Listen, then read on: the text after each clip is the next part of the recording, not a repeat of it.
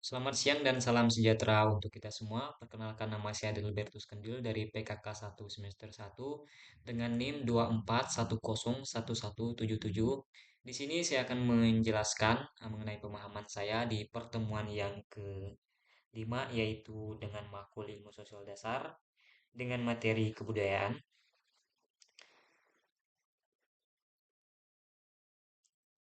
Yang pertama adalah pengertian kebudayaan. Kebudayaan adalah keseluruhan sistem, nilai norma pengetahuan adat istiadat, seni, percayaan, kebiasaan, dan hukum yang diwariskan dari generasi ke generasi berkaitan dengan kehidupan masyarakat. Tentu kita sudah mengerti mengenai kebudayaan ini karena setiap daerah kita pasti memiliki kebudayaan yang berbeda, adat istiadat yang berbeda tentunya, yang dimana hal itu adalah yang telah diturunkan dari generasi ke generasi hingga sampailah generasi kita saat ini. Kemudian ada unsur-unsur kebudayaan, yaitu tujuan unsur-unsur kebudayaan adalah supaya adanya hubungan yang membentuk persatuan. Berikut adalah unsur-unsur kebudayaan. Yang pertama adalah bahasa. Bahasa dapat dikatakan adalah alat komunikasi yang digunakan masyarakat untuk berinteraksi, menyampaikan ide atau informasi yang bisa dilakukan baik secara lisan, tertulis, isyarat, dan simbol. Nah, dengan adanya bahasa tadi, orang tua zaman dulu itu jadi bisa berinteraksi eh, antara kelompok seperti itu. Kemudian sistem pengetahuan, yaitu sistem pengetahuan ada hal-hal yang berkaitan dengan pemahaman informasi yang dimiliki masyarakat tentang lingkungan yang diwariskan baik sebagai cara untuk bertahan hidup. Nah, tentu di dalam kehidupan kita, apalagi yang dari desa, tentunya hal-hal seperti hidup di hutan itu tentu sudah diajarkan orang tua kepada kita. Kemudian ada sistem sosial dan organisasi sosial, yaitu sistem sosial dan organisasi sosial adalah bagaimana masyarakat mengatur, membangun hubungan interaksi di dalam kelompok maupun dalam masyarakat. Kemudian yang keempat ada sistem peralatan hidup dan teknologi. Sistem peralatan hidup dan teknologi adalah benda-benda yang diperlukan masyarakat untuk bisa memenuhi kebutuhan atau kelangsungan hidupnya. Kalau bicara tentang sistem peralatan hidup dan teknologi ini tentu sangat susah bagi kita untuk eh, jauh dari kehidupan kita. Contoh aja seperti ini misalnya handphone.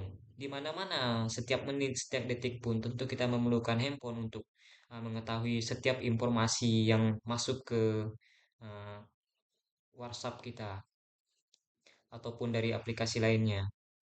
Nah, itulah tadi pentingnya sistem peralatan hidup dan teknologi bagi kehidupan kita. Kemudian adalah sistem mata pencarian hidup, yaitu adalah bagaimana masyarakat bisa memahami, memenuhi kebutuhan hidup, seperti memenuhi kebutuhan ekonomi dan bertani, berdagang dan jasa. Kemudian ada sistem religi atau kepercayaan. Sistem religi atau kepercayaan adalah mencakup kepercayaan yang dianut masyarakat yang diyakini memberi makna dan tujuan hidup. Nah, tentu sistem religi dan kepercayaan ini lebih berkaitan dengan agama. Kemudian adalah kesenian. Kesenian adalah satu cara masyarakat untuk mengekspresikan identitas nilai budaya mereka. Nah, contohnya seperti bertato. Saya pernah nonton di YouTube waktu itu. Saya lupa suku apa. Yang intinya mereka itu membuat tato dan setiap tato mereka itu ada makna-makna tertentunya. Misalnya mereka ini berburu babi hutan. Nah, mereka nanti berhak mendapatkan atau membuat tato di bagian tubuh mereka. Kemudian fungsi kebudayaan. Kebudayaan berfungsi memberikan identitas bagi individu dua kelompok sehingga dengan memahami kebudayaan, seorang dapat menambah pola pikir dan tingkah laku dalam dirinya sendiri. Nah, nilai kebudayaan ini sangat penting juga kita tanamkan dalam diri karena dengan nilai kebudayaan tadi itu dapat mengubah pola pikir kita yang dimana misalnya kita tadi tidak bisa menghargai kebudayaan lain ataupun orang yang berbeda ras dengan kita. Nah, dengan adanya nilai kebudayaan tadi itu berfungsi sebagai mengubah pola pikir kita tadi dan bertingkah laku dalam diri kita. Selanjutnya adalah kesimpulan.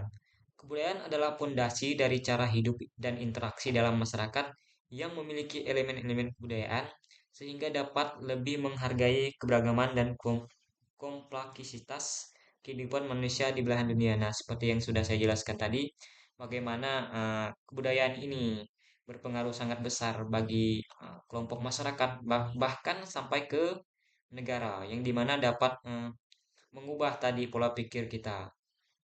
Demikian yang bisa saya sampaikan, kurang dan lebihnya saya mohon maaf, dan terima kasih, sampai jumpa.